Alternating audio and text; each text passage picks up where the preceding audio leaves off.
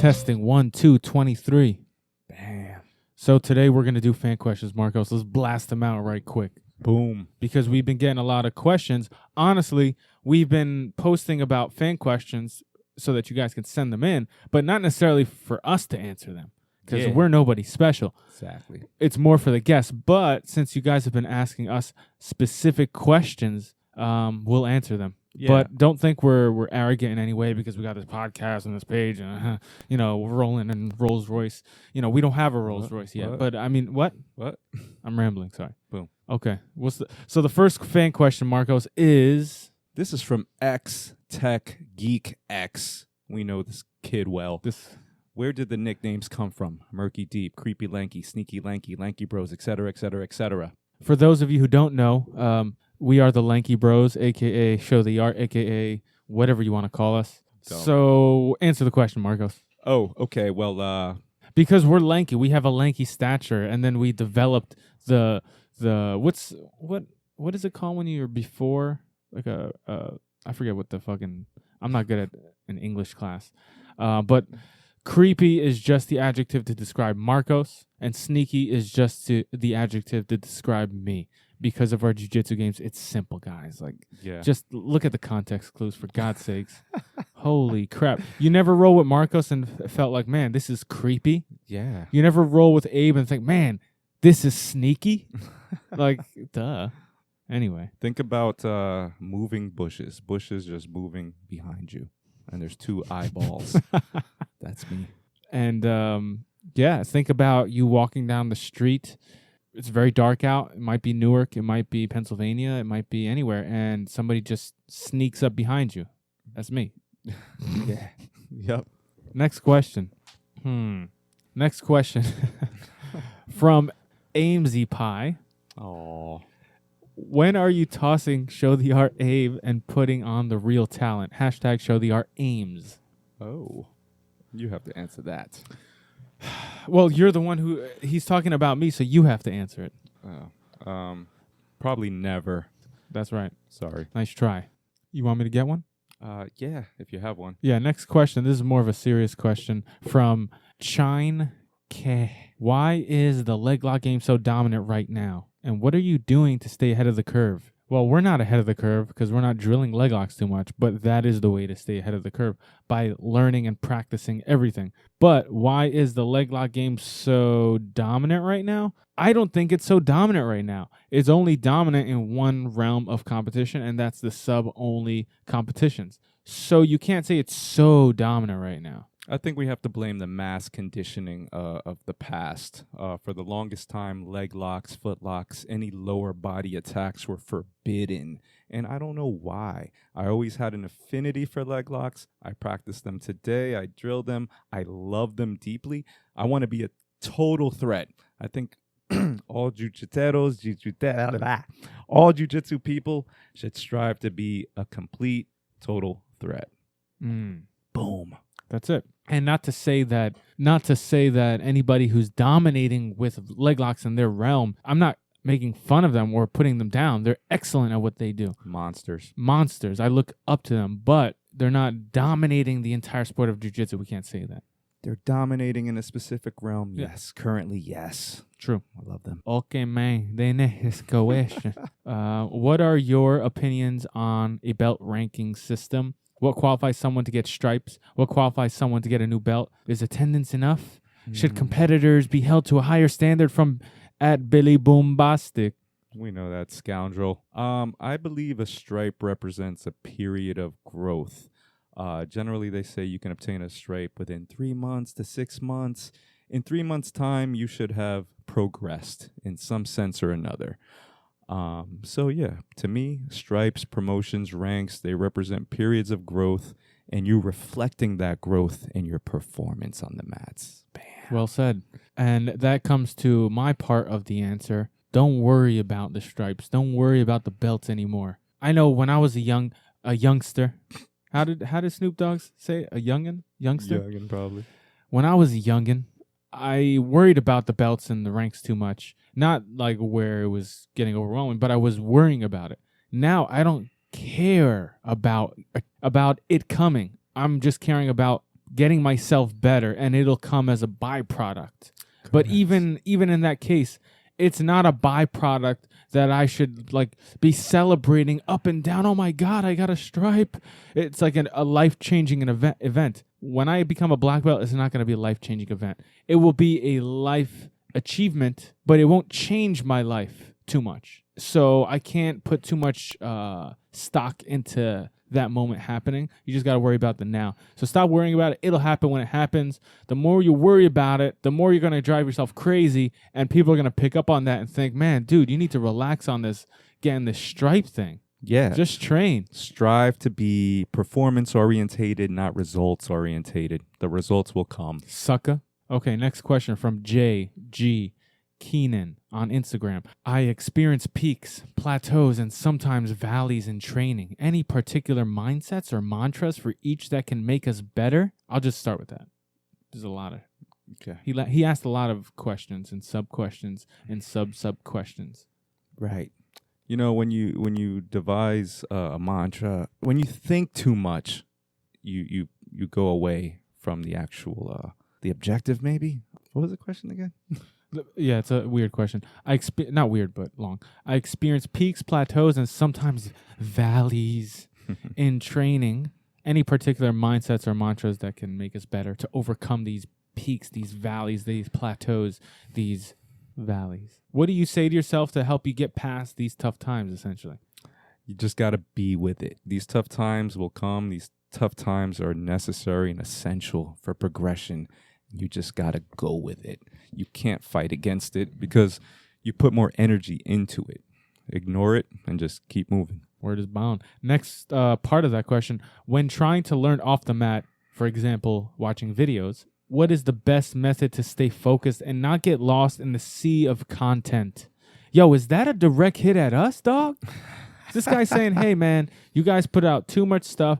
How can I sift through all the bullshit you post and know what is good and what is bad? Is that what this guy's saying, or am I looking into it too deeply? You might be too deep. Okay, maybe I'm just wound up. Yeah. There's a vast sea of content out there. Totally. I had an issue not growing up. I had an issue in my jiu-jitsu journey where I tried to accumulate too many techniques. And when it came down to perform on the mats, I was going through that mental Scrolodex of trying to select the proper technique, but time was just running. I was losing opportunities as they were presenting themselves, because I accumulated too much technique. Now, for me, I use videos as a source of inspiration, not as a source of learning and adding a new technique to my game. So with that said, if you want to look at our Instagram or anybody else's, not just our Instagram, our social media, our Facebook, our YouTube videos, everything that we subscribe to, everything that we like and share and preach, maybe what I do, try what I do, and I use that as inspiration so that I could go train with energy later, so I can be happy and excited to train and say, wow, that was pretty awesome. I gotta look for that. Or I don't try that enough. Let me start trying that more. You know what? That guy played Spider Guard really well, or that guy played the leg lock game really well. If he did it, so can I. That inspires me to try it, and that's where I will bring it to the mat. I am not taking all these moves that I see in videos all over the web and trying to drill them all, or any of them really. I don't really drill too many techniques, period. But I use them all as inspiration, and I try to maybe take the concepts from it or take an element from that series that I saw and try to implement that. But again, more so, I like watching a sick match before jiu-jitsu class, before I teach jiu-jitsu class, just to get me excited, motivated, inspired, and wired. What I do is I study from YouTube videos everywhere. I take a technique. I'll drill it a few times just to ingrain it, embed it. Then I'll try to apply it in a live roll. And if it makes the cut, then it makes the cut. If it doesn't, then what do? You just stop drilling it, or?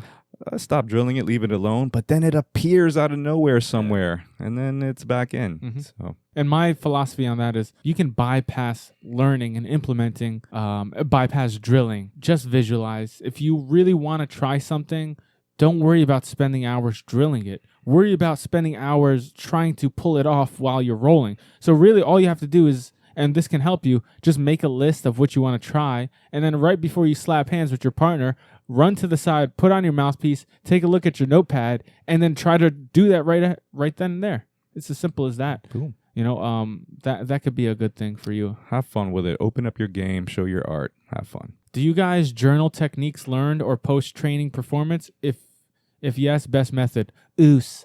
I don't, but that's just not me. I don't get off from writing in a journal and writing my thoughts. Even though I think it's great, I just don't put any effort into that realm. That doesn't mean it wouldn't benefit me. It just means that's not what I do. Marcos, on the other hand, I do.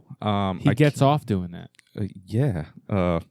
Yeah. I have a note called Deep Practice, and it's my post-roll. Hold on, deep what? Hey, Deep Practice. Oh, I thought you said another P word. Deep Practice, and it's my post-roll reflections. What I did right, what I did wrong, what I should have done. And it just helps me to gain some clarity and some awareness and some direction. Next question from @Parcolin, PARRCOLIN. What is the best way to roll for the longevity of your career? I am 24 and I already have chronic lower back pain. Damn, poor guy. Damn, dog. I was about to. Damn. Okay. All right. Okay. Good warm up. Lubricate them ligaments. And roll. Hopefully you have a nice amount of technique. Yeah. I would say, like Marco said, I would piggyback off that. And I'm 26, about to be 27. One thing that I didn't spend enough time with that I do now is proper warm up. Don't just warm up, properly warm up. Warming up properly doesn't mean start running back and forth and then do burpees 20 times and then do push-ups 50 times. That's not a proper warm up there. And I'm not going to tell you how to warm up, but I would say seek out fitness experts like Joe DeFranco, like Kelly Starrett, like Supple Leopard. Any one of these guys. Go online. They'll just YouTube their videos and say how to properly warm up. They'll tell you the 9 best movements or the 10 best movements or the whatever. Go to Onnit Academy. They have great warm ups on there, and we're not sponsored by them. They're just doing good stuff, and they do dynamic.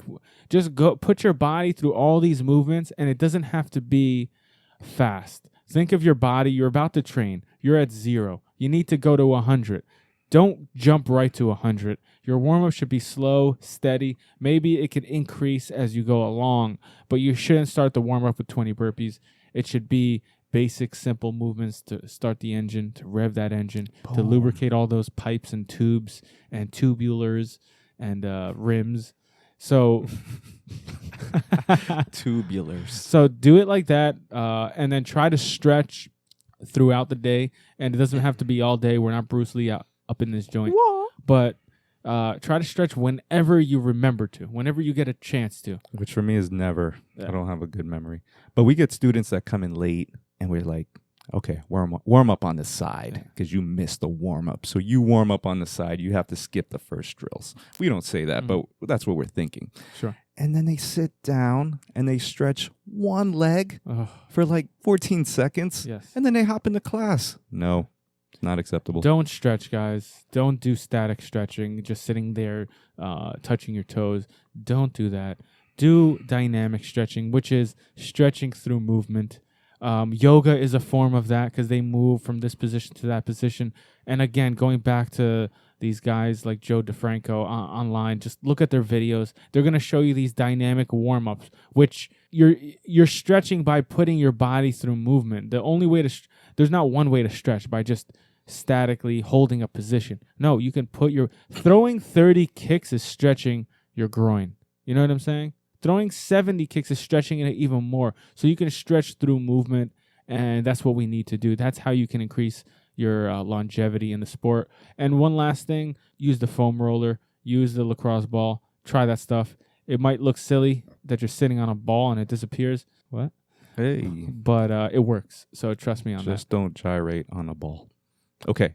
Beige Do BJJ asks, what's the best way to train jiu-jitsu when returning from a month off? Damn. Just train and don't go from 0 to 60 in 1 second. Yeah, just train. And that month off, you empty that cup, you come back refreshed, renewed. And again, don't think about it. It's been a month off. Who cares? Get back on the mat, train. Mhm. It'll all come back. Definitely, when you come back, you better have zero ego, because then you're gonna get shut down quick. You're gonna get disappointed quick. So come back from a long layoff with zero ego, with a good warm up, and don't go all out. Kind of go slow. Even if it's like the first roll is a little slow, then the second roll is a little faster, and the third roll is a little faster. Especially if you're in good shape, like you were out for a long time, but you're still in shape. You still work out. So just start slow, man. Yeah, and no need to tell every partner, hey, take it easy. I've been gone a month. Hey, I've been gone a month. I've been gone 30 days. No, don't even feed into that. You give it power. Just play. Okay, next question. Your listeners have questions about mindset training. How about you interview me on the podcast? That's what Fight Brain said. What? Okay. That's not a question. I mean, part of it is. How about, email us, Fight Brain. Fight we'll Brain. Talk. Direct message. Yeah. Okay, next question. From Harder to Kill BJJ. Harder to kill. That's a little aggressive, but whatever. Dang. On a recent podcast, I heard you talk about... Is this guy calling us out? Uh-oh. Is that a little aggressive? Okay. Can you finish the statement? Oh, okay. On a recent podcast, I heard you talk about coming back after a knee injury. Oh, okay. Sorry. I recently suffered an MCL tear. What is that? Medial collateral ligament? I'm not an expert, whatever. And was wondering if you had any advice from your own experience about resting/rehabbing and how it affected your mentality when you came back to training. I guess he's talking about me because I'm the one with the injuries. Okay. Well, I had to look at why I got injured in the first place, and that goes back to me not warming up properly because I'm a young, spry person, and I think I'm invincible. I'm not invincible. Nobody is. The people that are close to invincible are probably kids because their bodies are still very flexible and growing, and they're everything's super flexible. They're supple leopards. They're young, supple leopards. So what I do now is Cubs. What? Supple cubs. Supple cubs, yes. So what I do now is I take the advice of my elders, like Marcos does, and that's warm up slowly, but warm up. Don't just jump into the mix. And I used to compete like that, right, Marcos? Yep. I used to go right into the competition. Now I'm good. You know why? Because what if I'm in a street fight? I don't have time to warm up. That's the wrong mentality to have. So, because I do have the time, so you might as well do it. If you're in a street fight, that's completely different. It's out of your control. It's out of your control. But if it's in your control, you do it. Right. You do it. The best sport athletes in the world do it, so you have to do it. Michael Jordan didn't just go into a game cold turkey. He warmed up. All the professional NBA players, football players, these guys warm up for an hour before the game. Are you kidding me? Yo, take 10 minutes. I do that. I try to stretch as much as I can. Okay? I'm not a yogi, but I try to stretch as much as I can. And I do the foam roller now, and I do the lacrosse ball. I do that myofascial release type deal. Shit. And I strengthen the areas that were probably weak. I'm a lanky guy. I'm not a big weightlifter. I work out, but I don't lift heavy weights. And I didn't train my legs as much as I should have. Now I train my legs properly. What does that mean? More than just squats and lunges and deadlifts. You gotta train. You gotta work out your glutes. You gotta work out your Gotta work out that ass. You gotta work out your abductors and adductors. Your hips, the outside of your hip and the inside of your hip. You gotta work all that stuff. When I was doing rehab for my knee, they made me do a lot of hip exercises, a lot of leg raises out to the side from my knees, from my back, from my side, but just lifting my leg up and down with a band, without a band. We didn't even do much linear movements like deadlifts or squats. So, strengthen your hips, strengthen your feet, and then all the muscles in between those, and then you'll have a better time. And stretch those things. Stretch the ligaments, stretch the muscles. But also, when you stretch more frequently, this is something I'm starting to realize, your body starts to calm down in those stretches, which allows you to stretch even deeper and allows you to not be tight all the time. You know what I'm saying? Yeah. When you don't stretch often, and then you put your body through that stretching movement, your mind says, this is a risk right now. So it tightens up. That's why you have to hold a position for like a minute before you feel like you start to get more flexible in that one particular movement at that second. So, but when you stretch more frequently, your body, your mind starts to realize and understand we can handle more of these movements. So we're not going to freak out every time you do those. But also you will increase the length of your ligaments and those things, which will in turn stop the injuries from happening. And that's too long of an answer. And in terms of you returning to the mats and how to deal with it, me personally, I just place a big degree of awareness on the ligament that's ailed, that's hurting, and I try to keep it out of the game as much as I can. Use more of your other parts of your body, but just be mindful of everything that's happening, and that's it. Yeah, hyper awareness, especially when you're injured. Totally. And that's like Marcos just said, have the awareness. Don't be sloppy, especially when you have an injury. You're forced to have good technique.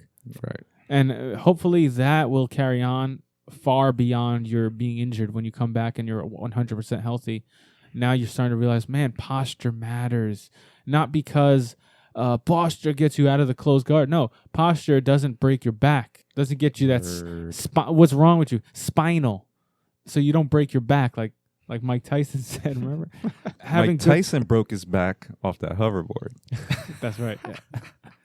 Just have hyper awareness. Keep in mind your posture, neutral back, knees pointing not inward, but either straight or outward. And try to study the human body, study movements a little better. And it doesn't have to be like a PhD level. Like I said, just go online, find the experts, watch 10 of their YouTube videos. You will have enough understanding on how your body should be positioned so that you minimize risk of injury. Simple as that. Love it. More questions? I didn't find any more questions. Dag. But I'm trying to scroll back to when you first ever posted. Yeah, go to that Scrollodex. I mean, that might be it. That's good for now. Okay, yeah. That's good for now. I think it's a good first edition. Yeah. So, guys, if you have any more questions for us or for anybody, any one of the guests, it doesn't even have, or a specific guest, if you hear that we're having a guest on, I know we don't announce it because we don't do it live, and sometimes these things fall out, so we don't like to announce who we're going to have on before we have them on. But, send in questions either via email, showtheart@gmail.com, or don't private message us. Don't direct message us. Tag the photos, tag the videos. If you can, tag it multiple times. That helps because we can see those. We have so many backed up messages. It's hard to tell. We gave up on that. So the best way is to email us or comment on the pictures on Facebook or on Instagram or share something of ours. And then ask the question and, maybe generalize it or be specific. And then if you have any guests that you want on, just, again, email us and say, hey, I'd like to get this guest on. Can you try to make it happen? Or say, hey, I have a friend who is ex-world champion, or I have a friend who is a genius at this, or I have a friend who I think would be a great guest, and he wants to come on. Here's his email. He or she. Or she, my bad, or she. That was a little... It's just conditioning. Yeah, it's conditioning, man. I'm That's conditioned. All. Boom. He or she, and you want them on, just talk to them, send us an email, attach them to the email, and make it happen. It's as simple as that. Straight up. We only have 24 hours in our day. Give us 5 minutes a your day, and we can make this thing work. Boom. Okay. You like that, right? Yeah, it's somewhat. Yeah. It's cute. Can we go eat now? Yeah. And then like and subscribe on iTunes and Please share our like, videos. share, And tag. Peace. Peace.